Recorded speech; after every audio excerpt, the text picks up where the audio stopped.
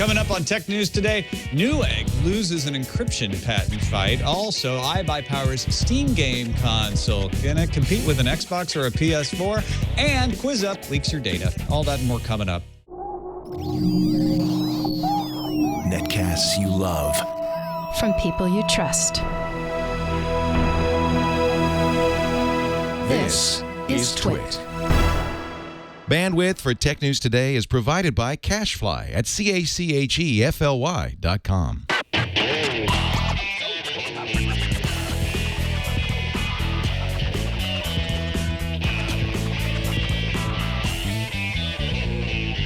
This is Tech News Today for Tuesday, November 26th, 2013. I'm Tom Merritt. I'm Maya Zakhtar. And I'm Jason Howell.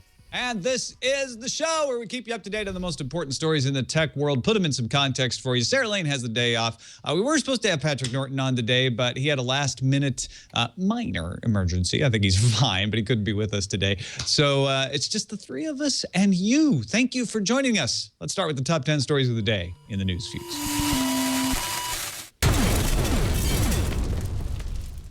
Newegg, the electronics retailer that also sells shirts that read "Settling Feeds Trolls," referring to patent fights, lost its first round against patent assertion entity TPQ.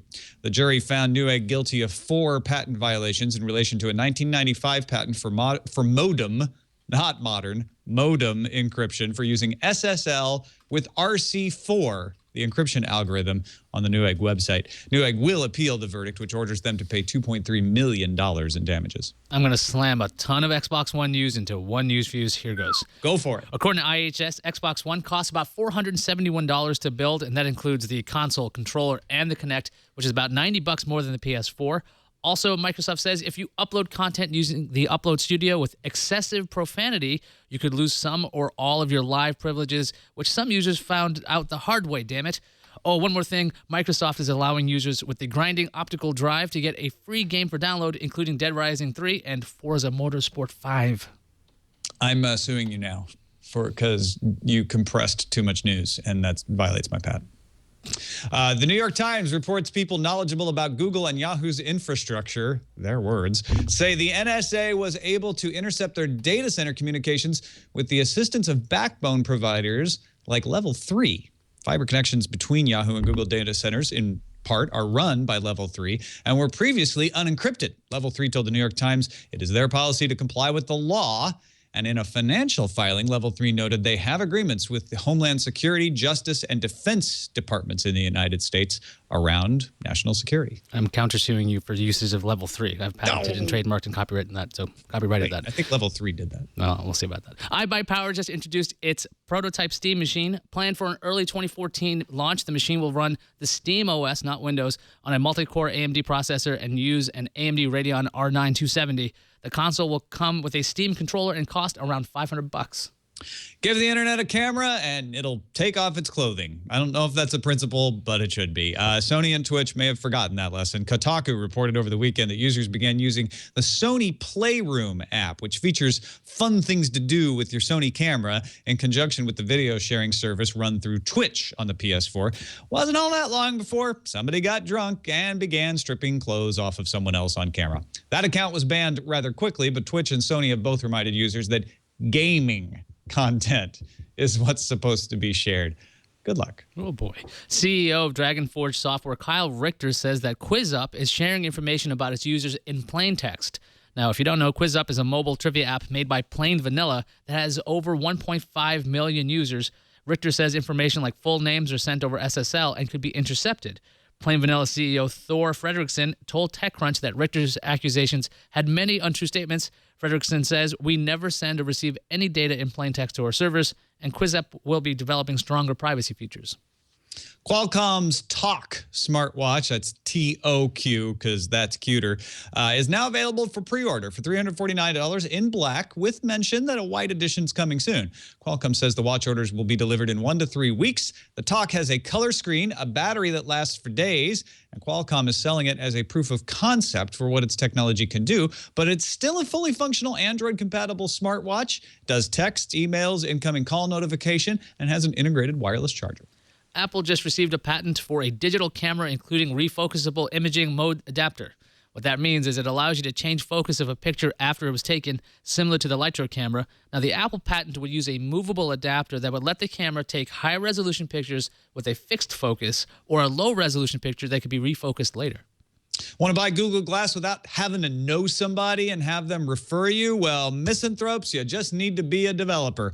Google is now inviting developers to buy Glass Explorer Edition. Yeah, you did have to sign up as a developer, and you have to get the invitation. So it's not really a wide open deal, but bit by bit, Google Glass conquering more faces. Research firm Canalys says that tablets will account for almost 50% of the total PC market in 2014. Now, in this context, PC market would include desktops, laptops, and tablets. The report expects Android to grab 65% of the tablet market, with Apple taking 30%. Canalys thinks Microsoft will have a 5% share. All right, let's get right into the discussion stories today. Starting with that Newegg encryption story, Ayaz. The jury found Newegg infringed U.S. patent 5412730 and ordered him to pay $2.3 million, as I mentioned. That patent was filed in 1992, by the way, before the web existed, and granted in 1995 to Michael Jones of a company called Telequip. It was for modem encryption. Now it's owned by a patent assertion entity. You see that term, or PAE? It's kind of the same thing that people mean when they say patent troll. This company is called TQP Development, run by Eric Spangenberg. They go around, they've gotten money out of Microsoft, out of Amazon, out of a ton of companies for patents that they hold. Patents that are an issue in this case describe a modem suitable for transmitting encrypted data over voice-grade telephone line. All right? Now, TQP claims that Newegg's website, by using SSL, with RC4, which, by the way, was developed in 1987, infringes on its patent. SSL, by the way, I believe implemented by Netscape in 1995. But okay, SSL uses public key. That's what was implemented in 1995. The 730 patent describes symmetric crypto, not public key cryptography. Newegg pulled out the big guns. They brought Whitfield Diffie of Diffie-Hellman fame, you know, public key cryptography inventors, depending on what part of history you're looking at. But they get the credit a lot. They certainly popularized it. They also brought on to the stand Ron Rivest. He's the R in RSA. And he was instrumental in the RC4 encryption development back in 1987. So they're like, look, we got prior art all over the place. It's not even the same thing because we're not using a modem. They even got Ray Ozzie to testify about the use of RC4 in Lotus Notes back in the 1980s. Didn't convince the jury. They lost. Newegg will definitely appeal.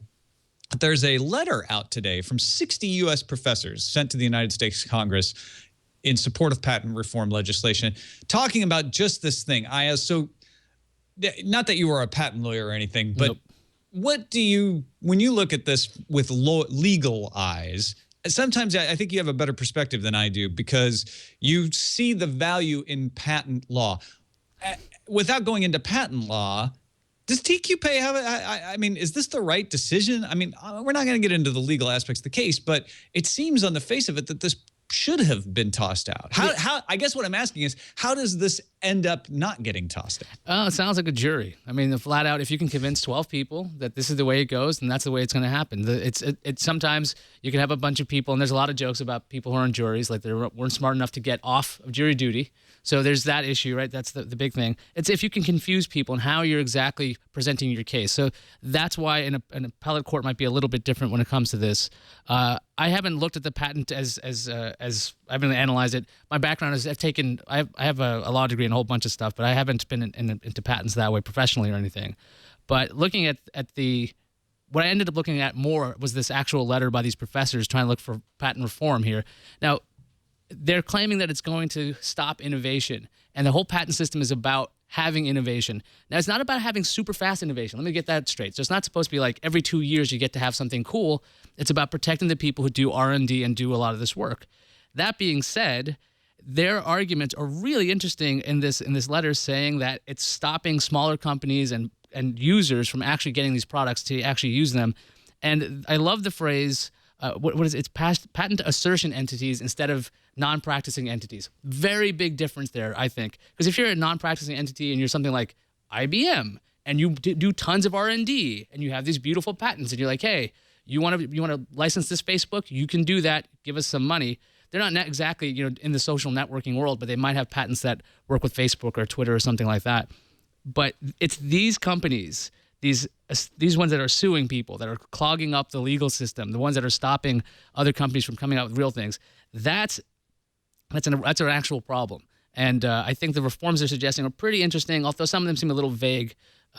What did you make of the letter? Yeah, let's back up a little bit, because I wanted to get in the letter by talking about the Newegg case, right? Here's a company dedicated to fighting every patent battle. That's why they sell those T-shirts that say, settling feeds trolls. They budget for an appeal at the outset of every one of these cases. They bring in Whitfield Diffie. They have the resources to bring in the inventors of the algorithms that they're using into these cases, right? They have resources, they have money, and they still lose. And that's one of the big points of this letter that you're talking about, Ayaz, is I'm looking for the right word. It's unbalanced between the patent assertion entities and the defendants. They're pointing out that it's so costly, at minimum $800,000 just for the discovery process in a lot of cases, that if you're a small business, it makes a lot more sense to settle out of court before you even get to discovery, because you can't afford it. Even if you think you're going to win, it's just too big of a risk to take, especially when you look at a patent case like this, where you're like, God, this seems buttoned down. They've got the inventors from the 80s saying this is the stuff we created, and the jury still loses it, so they're going to have to spend even more money to go fight it on appeal. Forget it. And so, yeah, what this letter is saying is, let's balance this out. Let's limit discovery so it's not so costly. Let's make it so that you can't just go around throwing around patents when there's no retaliation, because they point out one of the things that keeps things in balance is, IBM's an interesting example, because they do have a lot of patents for things that they do make and sell. And so if they go to sue somebody for certain patents, they might get sued in return. But a patent assertion entity isn't doing any research and development. They aren't doing any services. You can't sue them for anything unless you had a patent on suing people, which you can't have. So yeah, I mean, this is a really good letter. It's signed by 60 professors who point out that they don't get any money from any existing entity of any kind. They're just researchers in this world, so they don't stand to benefit from changes in the law. I doubt we're going to see any changes in the law. Yeah, the letter's also got a nice little statistic here. It says multiple empirical studies conclude that PAEs lose about 9 out of every 10 times when their claims are actually adjudicated on their merits before a judge or jury. So this case with Newegg is just a bizarre one. It's a rarity, and I think on appeal, Newegg's going to win this, because things will be a little different when it comes to who will be deciding what's going on. Yeah. All right. You know what? We didn't have a guest for today's show because Patrick had to jump out at the last moment, but very nicely, Renee Ritchie ran home and got on Skype, and he's here to join us. Thank you, Renee. That's really nice of you to do. You didn't have to do that. No, it was my pleasure. I actually ran out to get coffee before Mac Break Weekly, and then I got the email, and I spun around. Not as elegantly as one of those TV cop chases, but I did my best. You did get the coffee, though, I hope. Yes, absolutely. Okay, good. That's the most important. I'd have felt really bad if you didn't end up getting that coffee.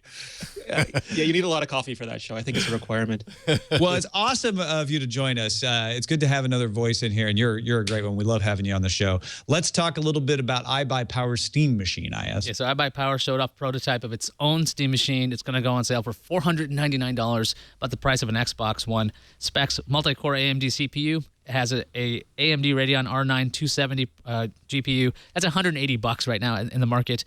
It also comes with Valve's Steam controller. There's no Windows on this machine. This is running SteamOS. Valve says that major game developers are bringing AAA game titles specifically for SteamOS in 2014.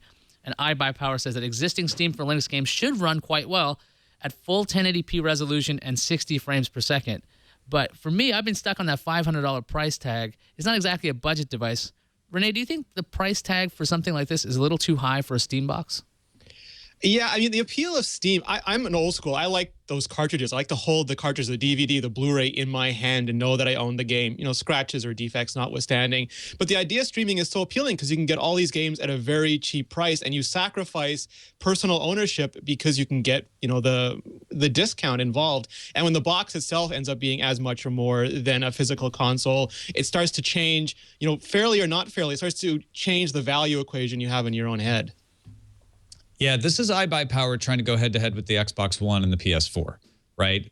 They're taking the Xbox price point, but I guess their pitch is going to be, this is going to be a much more powerful machine.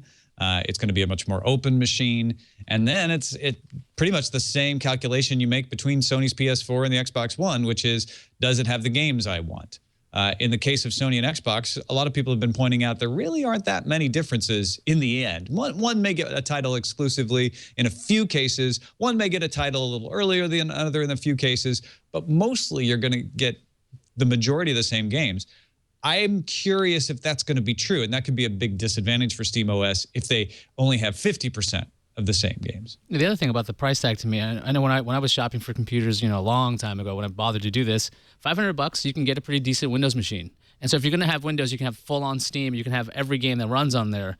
The appeal of a device that's running SteamOS that obviously would probably integrate with your home theater system a lot better off the bat. That seems like its draw is a lot less than buying an actual PC. I know Valve's got a lot of issues when it comes to Microsoft and the way they're doing things, and they seem like they're a little bit afraid of being bumped out of the Windows universe because of their marketplace.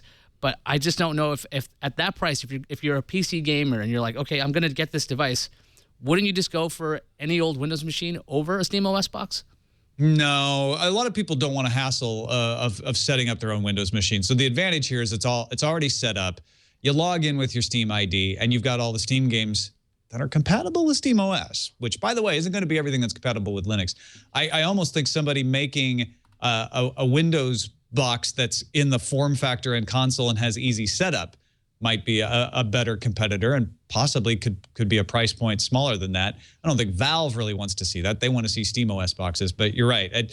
At a parity price point, it's a harder argument to make for people, at least at this point. We'll see. And if they start getting all the games for Linux, which Valve has promised is going to happen at some point, then this does become pretty compelling. I think also the important thing is the value versus the cost equation, because I will pay more money for something if it provides me with significant value. I'll even buy it. Premium can beat free if it's good enough.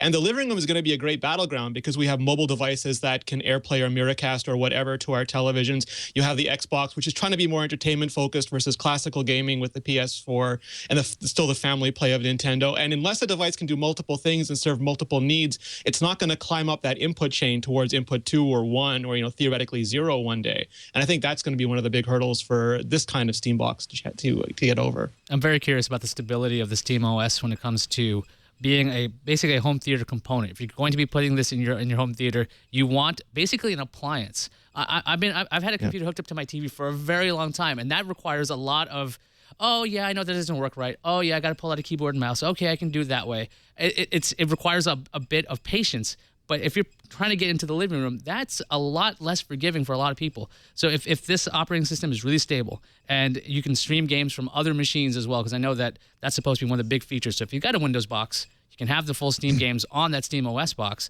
That could be something interesting if it's stable enough. You guys been playing the QuizUp game on your phones at all? No. I looked at it. I looked at it when we reviewed it. Yeah? Yeah. I stole all your data then. Kyle Richter is the CEO of Dragon Forge Software, which, by the way, is a competitor to Plain Vanilla, the company that makes QuizUp. But he's detailed how QuizUp shares personal info of opponents in plain text. He is making it sound like it's the worst thing ever. He also picks on the way QuizUp maybe pretends to be real time when it might not always be real time. But the big concern for people looking at this is that he may have a point about full names, Facebook IDs, email addresses, pictures, gender, birthdays, even location data if you're sharing it with Facebook, could be discovered by someone who you're playing QuizUp against. Now, Plain Vanilla CEO Thor Fredrickson told TechCrunch it's a bug in a third-party network library encryption that could be weakened on some occasions, and the issue has been addressed in an update waiting for review at Apple. But essentially what Richter was saying is, when you give address book access, your contact emails are sent in plain text. Now, Fredrickson disputes this. He says, no, we use SSL to the Plain Vanilla servers, but that's not the point. Yes, you're using SSL to get to the Plain Vanilla servers, but they are not hashed. The address information is readily readable on the server side. And Fredrickson has said, okay, we're going to change that. We're going to hash those in the future so they're not in plain text. once they're out of SSL. The Facebook token was also accessible in plain text, and Richter claims, now he hasn't detailed how he did this, but he claims he was able to read text sent from a user to QuizUp app, intercepted it with a PC tool, and even had some readable default iOS storage files where he was able to see all this information like email address and et cetera that we were talking about. Fredrickson says, yes, we did discover a slight server error. They fixed that. And even today, Richter said, senior leadership at Plain Vanilla has been in touch with me. They seem very eager to understand and correct the issues, and I truly feel they are committed to correcting the problems. So it's not become nasty between the two folks. This is the kind of thing that landed Path in hot water. The difference being Path was actually storing the contact information. Plain Vanilla says we're not doing that. But would you guys use QuizUp after this? I installed it. I played a couple games, and now I'm a little tentative. I mean, we looked into it. We had two writers, Joseph Keller and our security editor, Nick Arnott, look into it. And Nick was able to reproduce. I don't want to speak sloppily about it because I'm not exactly sure, but I believe he was able to reproduce everything. And he spoke to them about it as well and got very similar answers from TechCrunch. And it absolutely doesn't look like they were being malicious. It just looks like they weren't taking the steps necessary to properly secure their platform. And when you're dealing with people's sensitive information, that's absolutely the job of the developer to do that. And my concern is not necessarily this specific instance, but as frameworks, as Facebook's SDK becomes, more popular, as Apple makes more frameworks or any provider makes more frameworks, it's going to be easier and easier to make these kinds of apps. And it shouldn't have to require someone discovering leaks like this in order for you to plug them. There has to be something in place specifically from Facebook, from Apple, from Google, from all the suppliers to make it much easier, to make it the default state that you don't get access to other people's stuff. Otherwise, it's going to keep happening app after app. Maybe it's being on the show, but I've gotten very paranoid. So when I saw this story, I heard about the app a while ago, and I just didn't bother to install it. And then I saw it, I was like, okay, I'm never going to be installing this because the information in my address book, I don't want that necessarily going to a server. It's not necessarily it getting to that server and QuizUp or Plain Vanilla using that to help out to have a contact database or something. It's if and when that server is hacked and somebody steals all that data, that information is out there without it taking any effort, apart from getting the actual data, to read it. And that bothers me to no end because if I'm going to try to have a good time by playing a little quiz game, I don't want to find out that later on a hack is going to make it compromised. Although we've seen other services survive things like this. Path you've mentioned. Dropbox had some issues with security. I still use Dropbox. That's like a convenience issue. That's a whole other argument to have. But it might slow the growth of a game like this since it's relatively new. It launched early November. So if it's makes me a little paranoid, but I don't know if it's going to change a lot of people's opinions in the masses. Plain Vanilla, folks who make QuizUp, I think made a mistake here in not thoroughly vetting, not encrypting all the things, if you will. Sounds to me like they thought, oh, well, it's SSL, that's good enough. But it points out a bigger problem. When you're dealing with these online apps of all sorts, you're trusting that company is going to secure your data. Now, most of the time in the past when we did this, we would know exactly what we were giving them permission for. But here's the thing. You bring Facebook into this equation. This is why it didn't bother me that much. I have always operated on Facebook that I should not put anything in Facebook that I would regret the world finding out. I've never trusted that Facebook was going to keep my private information private. And so in light of that, I'm like, well, if this got out, there's nothing in Facebook that people couldn't find out about me some other way anyway. So it's not that frightening. But that's not true of most people. Facebook is the security leak here, not in the sense of having bad encryption. That's all on Plain Vanilla, but in the sense of being the data storage area that really I have always found has a fuzzy way of letting you know what kind of information is going to be stored. I'm always resistant to apps that say, we'll post on your behalf. I'm like, okay, I don't mind with my permission you sending something to be posted on Facebook, but I don't want to give you permission to just post. And I also don't think you need to have constant access to all my personal information on Facebook. So that's the part that bothers me here, and I don't think it's getting as much attention. It's not just that an app developer messed up the security, but the fact that Facebook is involved, I think is key to why it has the ramifications that it does. I think that's very true. And I think also my default action is to deny everything. If something pops up, I just deny, unless I actually need that. I don't give them access to my contacts. And if the app really requires that, I try to ask, do I really need to use that app? Because to your point, I can't trust Facebook with this, and I don't put anything in Facebook either. But I do hope it's not exactly this situation. It's not this app that scares me. It's all the other ones we don't know about yet, and the ones that are coming out that we won't know about until someone like Kyle or somebody else finds them. So I think, you know, if doing it personally is the only answer right now. All right, Google is messing with the Android camera base code. Is this good or bad, Ayaz? I think it's going to be a very good thing because Google's confirmed that RAW support and burst mode photos are now present in Android's hardware abstraction layer. Now, that's the software closest to the hardware, so that's actually that's the piece that interacts with the hardware. There was evidence of RAW and burst mode support in Android source code earlier this week, but Google's actually confirmed it. Google spokesperson Gina Scigliano said that Google will expose a developer API in the future to expose more of the HAL functionality. The Nexus 5 already uses the burst mode for its HDR Plus mode. When is it coming to Android? Google didn't bother to give an actual schedule. They said it's going to ship in a future release. Renee, do you think this is going to lead to Android phones with better cameras? Because a lot of the things we've seen, iPhone's got a pretty great camera. The S4's getting there. But we've seen a lot of actual upgrades to things like the Moto X and the Nexus 5 by software updates alone. Do you think we'll see a crop of amazing Androids? Yeah, I mean, it's interesting when you look at Android cameras lately. Clearly, HTC took the biggest gamble when they went to 2-micron pixels, and that produced really great images in low light, but not when there was motion. There was always this sort of trade-off. I'm not the biggest fan of the Samsung cameras. The Nexus cameras have been disappointing, but the fact that it's software-related, that they have good glass, that they have good components, and they're just not pulling out really good images gives me a lot of hope for them doing just that. I mean, they famously went back and they've now twice redone their interaction layers with Butter and with Svelte, and them continuously, relentlessly working on improving this. I have a Nexus 5 and I have a Lumia 1020, and you don't really need, Apple proved, you don't need that honking, gigantic Carl Zeiss 41 megapixel lens. You can get a lot out of an image after you capture it, and RAW is great for professionals, but the stuff Google's doing with HDR Plus, all that post-processing is what'll make a great camera for everybody who just wants to click that, you know, that special memory when they're there in the moment and need it.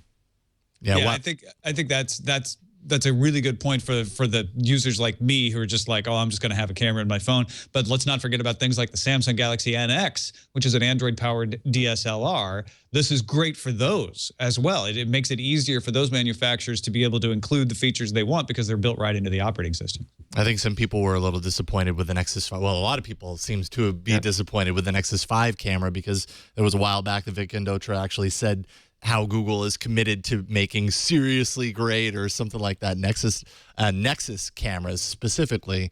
But this is really important. It's always kind of the wounded arm that Android devices seems to have. The devices can be great, but the common perception is that the camera picture quality just isn't that awesome. And I think you're right, Renee. It really kind of, you know, for the longest time, I think people have kind of blamed the hardware, but maybe it's not the hardware. There's great components in there. Maybe the software is just kind of, you know, not doing a very good job of processing these things. I think this needs to happen, and I hope it happens too, especially the Nexus 5, which I actually really like the camera support on the Nexus 5. The problem is it's all software related, right? Like autofocus. You touch to autofocus, it doesn't focus on the right spot, and those kind of things get really annoying. They make you never want to use the camera on your phone. Hopefully software fixes that for issues like this. Yeah, I find it so surprising, the reports of the Moto X, in particular, that camera being somewhat disappointed because there's a lot of processing going on. A software update fixes that. That just says that, look, the hardware itself isn't bad. Obviously, it's not going to take a lousy sensor and make it an amazing camera.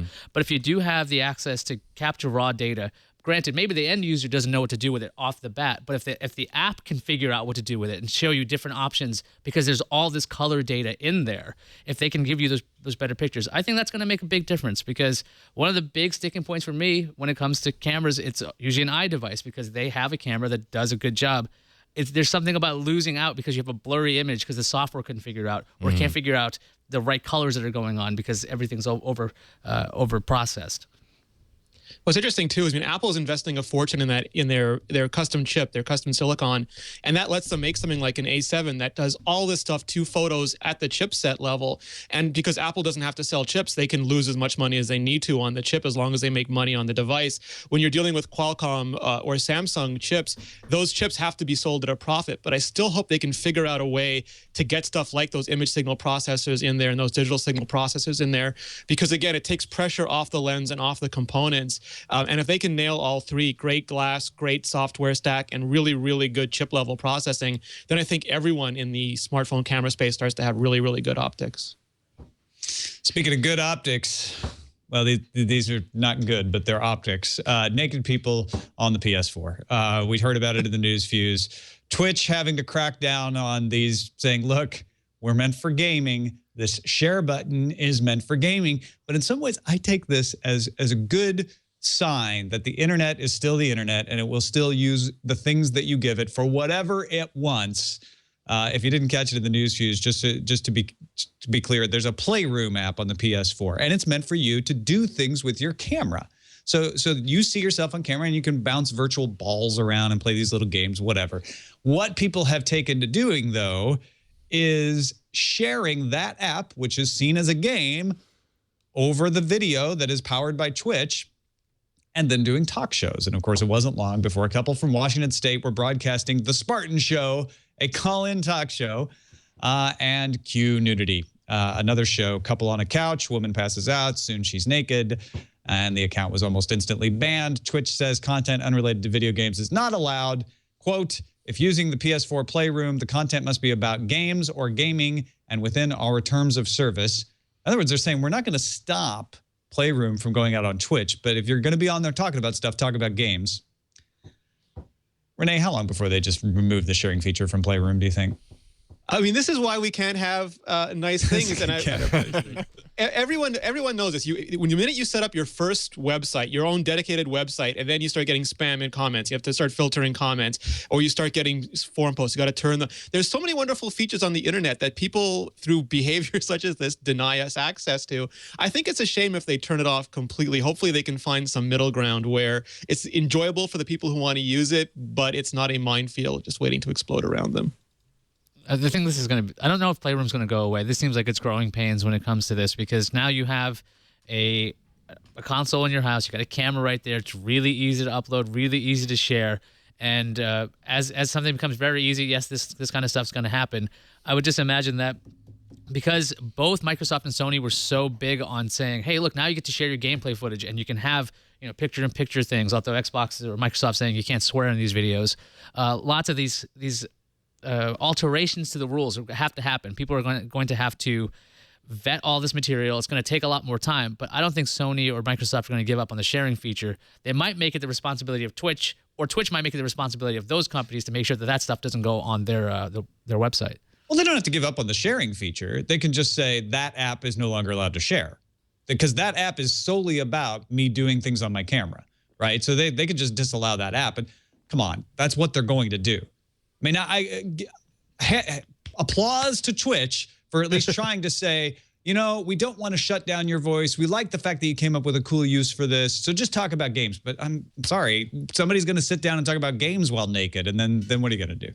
Well, Snapchat is next. Snapchat for consoles. Is that where we're headed?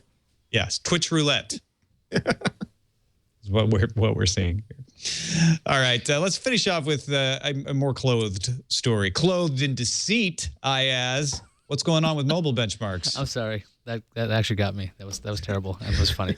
All right. So the benchmarking company, FutureMark, has publicly deleted several phones that failed to comply with its fairness policy. Now, the fairness policy requires FutureMark 3D Mark, their app, to be treated like any other app on a device. Now, the phones in question that have been removed, the Samsung Note 3, the HTC One, and the HTC One Mini. There's also the Samsung Galaxy Note 10.1. That's a tablet. Is on the suspicious device list for not complying with the fairness policy. FutureMark says 3D Mark scores from delisted devices should not be used to compare devices. Renee, do you think this is actually going to change the way Samsung and HTC have been going with their, I wouldn't say it's not devious benchmarking ways, but it's sly. It's apparently sly. Been a little bit questionable. Yeah. No, I mean, AnandTech, Brian Klug and Anand did a fantastic post on this when they started encountering suspicious benchmark results. I mean, that's their bread and butter. There are some people for whom the benchmark is what they use to compare the performance of various devices. And Samsung and HTC are playing the game. They're trying to optimize as well as possible, and they're getting caught. It's like using performance enhancement drugs. It's performance enhancement benchmark stats or app permissions, whatever you want to call it.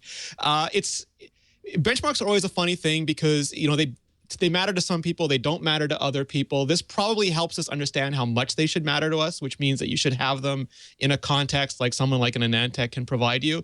But they got caught, they'll get slapped down, and hopefully it'll result in better benchmarks for all of us.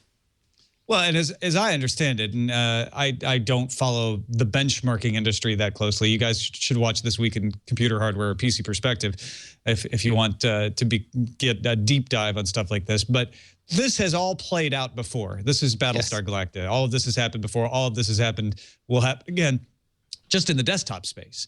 And so what we're seeing is the maturing of the mobile chip space, where they're like, oh, we can start to game things, and the benchmarking people go, great. Now we have to start fighting against the people that are gaming our benchmarks, and it's annoying and it's a hassle, and it makes it hard for you as a consumer to, you know, easily compare things. But it's certainly not new, right? Well, I mean, in the old days, if you think about desktop PCs and components, if you go to an actual store in the old days, you look at the box and you see all of these like, oh, look at the benchmark scores here, or they'll have like these seals from popular magazines saying they're amazingly awesome, they're editor's choice, those kinds of things. That used to make a bigger difference when you couldn't just do flat out research like you can now on the internet. You just look online, take a look at how it's performing in real world performances. Because the thing is, for benchmarks and phones, I think it's kind of different than desktop PCs, where you can actually choose your components. If you're talking about, am I going to get a Note 3 versus an HTC One Mini or an HTC One, there's a lot of other functions and features that make it so different that it's not on parity with the desktop. So I don't know I doubt that anyone's going to change their methods of gaming the system. I think benchmarks for these kinds of consumer devices aren't going to be something that these companies don't even notice. And they kind of really, how much does it matter? You can't really compare a Samsung device to an Apple device to a Nokia device anyway, because they're all running completely different stacks. It's not an apples to apples comparison. And for an average person, for my mom, for my father, for people like that, how fast do their apps launch? How fast does the camera take to take a picture? Can I turn it on and turn it off quickly? When I move between screens, does it stammer? When I use the keyboard, is it sluggish? I mean, those kinds of things matter so much more than an arbitrary number to them. I think it just becomes incumbent on the reviewers to give a bigger picture than, you know, simply a benchmark number. Yeah, it's almost a blessing and a curse, the way you guys are talking about it. On the one hand, it's harder to actually get these numbers to make a difference and to tell you something. And so when the manufacturers get in there and start gaming them, that just clouds the issue even more. But at the same time, the numbers for a chip's benchmark are not as essential to your buying decision as they might be in a desktop, because in a desktop, you might just be buying that chipset part, right? You're buying your things individually. Whereas in a phone, unfortunately, many people think you got to buy everything as a package. You don't get to pick what goes in it. So you're making a higher level buying decision, I suppose. No one benchmarks their fridge, Tom. Well, they should. You know what? You're right. But now we're going to get an email from a guy who's like, actually, I benchmarked my fridge. Let me tell you how I did it, which is awesome. Please email me if you're that person. All right, let's fire up the randomizer. Paper airplanes finally get smartphone control. Thank goodness. 47% of the vote. I believe this is one you found, isn't it? Yeah, I found this because I thought it was silly. So there's a Kickstarter project right now where you can attach a motor and like it's an electronics unit to a paper airplane. This guy's trying to raise $50,000, and what it would let you do is it makes this paper airplane controllable via your smartphone. So you're basically making a radio-controlled plane using paper and this extra piece here from Kickstarter. This is called the Power Up 3.0. He's got $30,000 now of the $50,000 goal. It's at least on my screen. I think it's really kind of neat. I was a paper airplane paper folder, lots, but to get a motor on there. That's a big hobby. There are people who are serious about paper airplanes. In fact, there are purists who are probably just appalled at the idea of attaching machines to your paper airplanes. And then there's other people who are over the moon. Like, this is great. I've been waiting for this forever. It's probably people who've been doing this already. Like, I made one that's better than that. It's the RC control to me. I mean, the motor's kind of neat, so it can keep going. So as long as you've built a sturdy enough plane, it's got a little rechargeable battery. It looks like it charges via USB. This could be lots of fun for very boring office meetings. Yes. Definitely. Or weaponized office meetings. Weapons of mass distraction. Let's see what's on the calendar. Sarah's out today. Ayaz, you can take it today, right? Sure, I can. So the Creative Commons introduced version 4.0 of its licenses. That was actually yesterday. There's also a big surprise. The Moto G went on sale today in the U.S., available only right now in the GSM variant and unlocked on Motorola.com for $180. That's so cheap. And how do you pronounce this company's name? Yola. Yola's first handset will go on Only sale. live ants. It will go on sale tomorrow, November 27th. All right, we got an email too. Let's get to that. It's in there and it's arrived. I'll do it. So Tom was talking about how he was using the Xbox One a lot more because the TV enhancement features, and it got me thinking. As a 27-year-old dude who never watched traditional TV, I find it strange that a new console is targeting most of its new features at traditional TV watching. My generation, even more so with teenagers today, are the Netflix, Amazon, iTunes people. All of the best shows are streaming right away. It would seem the Xbox is backwards, patching up traditional TV when they should focus on their own streaming service or creating a more seamless streaming experience for TV and movie content. Launching a new system to make an outdated experience like watching live TV is an odd choice that turns off a lot of younger people who Xbox normally targets. If they're targeting the older audience, why is it $500? Corey, I think I may have confused you by focusing on that. Xbox is not focusing on that feature, and in fact, I sent this in an email to him. I think what they're doing is actually making television an app on your Xbox. So when you go into that main Xbox screen, your TV, even when it's playing, is just a tile right there next to Netflix, next to Amazon, next to Forza Motorsport, next to Skype. And suddenly, television is no longer a focused feature. Television is just another thing you can use or not use. I look at it as them bringing television into that Xbox world and making it equatable with Netflix and Amazon and video games. And in that respect, I think they're doing exactly what you're suggesting that they should do, which is saying, hey, if you're one of the 90 million people out there who still subscribe to cable TV, you can have that. Along with everything else, it's going to be a much richer experience. I'm not saying that. I think that's what Microsoft is trying to market this thing as. So Corey, you're not crazy. I think I may have misled you into believing that they're saying this is the main feature. It's not. I mean, for younger users, they don't care if you don't use the watch TV aspect. They got plenty of other things because they have YouTube and Netflix and Vudu and Amazon and Hulu Plus and all that stuff. But thanks for the email. Appreciate that. And Renee Ritchie, thank you for joining us, man. It was great. A great surprise. A very pleasant and awesome surprise to have you along today. No, absolutely. Always a pleasure. You guys are fantastic to talk with. imore.com if you want more Renee Ritchie, and of course MacBreak Weekly as well. Anything in particular you want to point folks towards as they prepare for Black Friday here in the U.S. perhaps? We've got our buyer's guides up, so if you're interested in Apple products, you can go to imore.com, and there's links to all the buyer's guides right in the menu. We have one for iPhone, one for iPad, one for Macs, and it'll help you choose the perfect device for you. There you go. See, perfect device. You're done. imore.com. Go check it out. Thanks again, Renee. Also, don't forget about our subreddit at technewstoday.reddit.com. If you would like to have an effect on what stories we choose, go in there and submit some. Do some voting. Give Captain Kipper a run for his money. His stuff's always getting chosen, which we thank him for, by the way. He does great submissions, but you can too. Get in there, technewstoday.reddit.com. You can also email us, tnt@twit.tv. Call and leave us a voicemail, 260-TNT-SHOW. Subscribe to our YouTube channel, youtube.com/technewstoday. And, of course, subscribe to the podcast. You can get all 3 video versions plus the audio version and show notes and everything at twit.tv/TNT. Our guest tomorrow will be Sarah Lane. She's not a guest. She'll be back tomorrow. It's by the way, programming note, last show before Thursday and Friday are dark here in the United States for the Thanksgiving weekend. We'll see you tomorrow.